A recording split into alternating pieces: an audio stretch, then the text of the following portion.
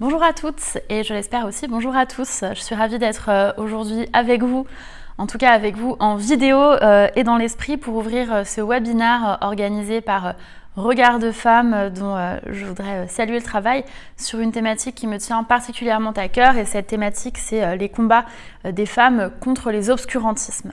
Ce sont deux combats très liés, je l'ai souvent dit, je crois que les femmes sont les premières cibles des différentes formes de radicalisation religieuse qui peuvent exister dans le monde et les droits des femmes et les questions d'obscurantisme sont intrinsèquement liées l'une à l'autre. La laïcité, je crois qu'elle permet en France de protéger les citoyennes et les citoyens. Et elle nous permet d'être considérés non pas comme des membres d'une communauté, mais comme des citoyens ou des citoyennes à part entière, sans adjectif et sans appartenance publique quelle qu'elle soit. La dignité de la personne humaine, c'est une valeur fondamentale de la République française.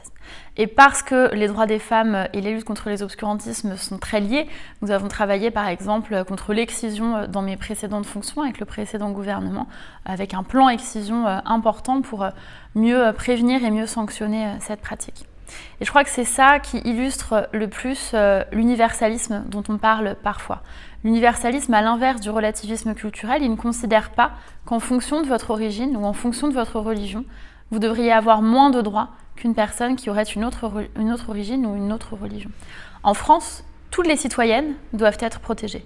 Aucune citoyenne, quelle que soit son origine, quelle que soit sa religion, quelles que soient les croyances de sa famille, ne doit être soumise à l'excision, au certificat de virginité, au mariage forcé, obligée de subir une situation de polygamie ou déshéritée par ses parents parce qu'elle est une fille.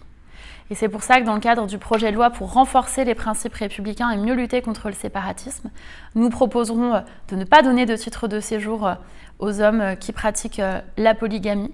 Nous proposerons d'interdire les certificats médicaux qui sont sans rapport avec l'état de santé de la patiente, comme les certificats de virginité.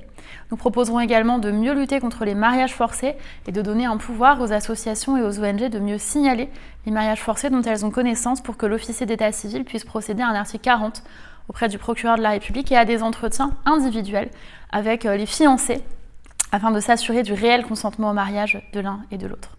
Pourquoi c'est universaliste ? Parce que nous considérons que, quelle que soit l'origine, quelle que soit la religion, quelles que soient les pratiques de la famille, les coutumes qui puissent exister, eh bien aucune coutume n'est supérieure aux lois de la République. Je ne crois pas qu'il y ait d'un côté des citoyennes qui auraient tous les droits, et notamment celui d'être protégées de différentes formes de violence et qui jamais ne seront menacées d'excision, de mariage forcé ou obligées de délivrer un certificat de virginité. Et de l'autre côté, des citoyennes qui seraient obligées de se soumettre à cela et qu'on renoncerait à protéger. Je crois qu'il faut toutes nous protéger, défendre toutes les femmes, quelles que soient, encore une fois, les appartenances des unes et des autres, les croyances des unes et des autres. Et c'est pourquoi nous allons proposer au vote, dans le cadre du projet de loi contre le séparatisme et confortant les principes républicains, un contrat d'engagement autour des valeurs de la République et des questions de laïcité et d'exigence minimale de la vie en société. L'égalité femmes-hommes sera l'une des valeurs fondamentales, au même titre que la lutte contre les discriminations, par exemple le respect de la loi,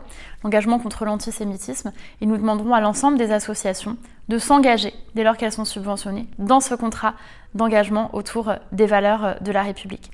Je voudrais remercier l'association Regard de Femmes qui a pris part aux consultations et qui nous a aidés à travailler sur ces sujets en faisant remonter un certain nombre de préoccupations de l'ensemble des femmes dans le cadre de ce projet de loi. Et je voudrais vous dire que le gouvernement fait tout ce qui est en son pouvoir mais ne peut pas tout seul. Et nous avons ô combien besoin d'organisations comme Regard de Femmes. Alors je vous souhaite un très bon webinaire. Je salue bien évidemment Madame Michèle Vianès et l'ensemble des participantes et je vous dis, j'espère, à très bientôt de visu.